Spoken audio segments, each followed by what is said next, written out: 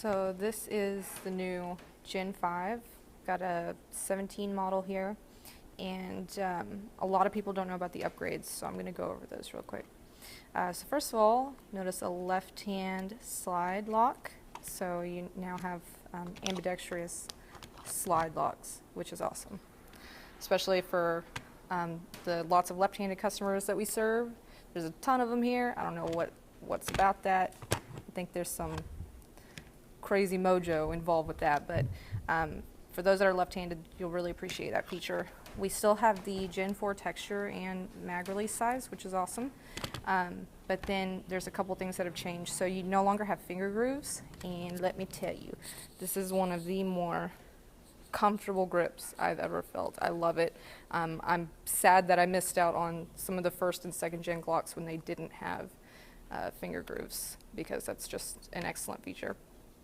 You also have a smooth trigger now. So the Gen 4 and 3s had a step trigger, and this one is smooth. So it's smooth all the way through, which is just so comfortable. After 50 rounds, you're gonna wanna keep shooting this rather than stop, because the step trigger is no longer there. It's just so comfy.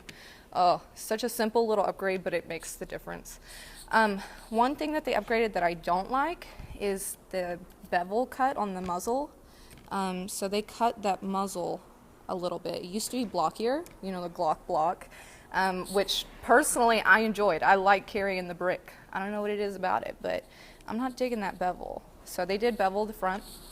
But you know, that's supposed to help with retrieving from the holster and setting it into the holster, so that's the purpose for that. They also changed the magazine a little bit, so now we have orange followers. Not sure why. I'm sure that there's something different, possibly a different spring. I did interchange the Gen 4 and I didn't try the Gen 3, but I did try the Gen 4 magazines, which are the same as the Gen 3s, inside of this one, and they interchanged, so that was really good. They also changed the plate a little bit, so it's now smooth and curves up a little bit, so that's pretty cool, I guess. I don't know, not really sure what it's for. There is a cut in the front. I'm sure that has some kind of purpose, and that's part of the design, but I haven't figured out what that's for yet. Still got your spot for a lanyard if you need it. And I'm going to go ahead and grab a Gen 4 for comparison on some of the features. So you can see here the bevel versus the block.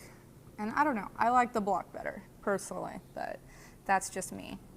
And here you can see the step trigger. Oh no, this one has the smooth trigger. That's weird. This is a Gen 4 and they don't typically have a smooth trigger. So that's a bit of a unique design for this specific model.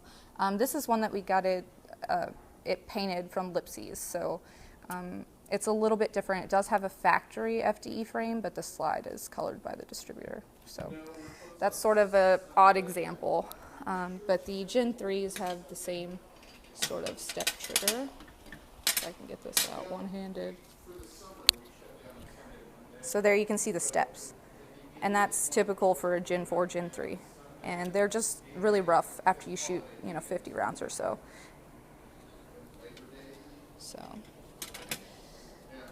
But I'm pretty excited about the Gen 5. I kinda am already ready to swap in all my Gen 4s, and I don't know, what do you think? Should I start carrying the 17 instead of my little baby Glock?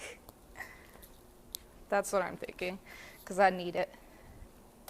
It's just wicked awesome. Gen 5.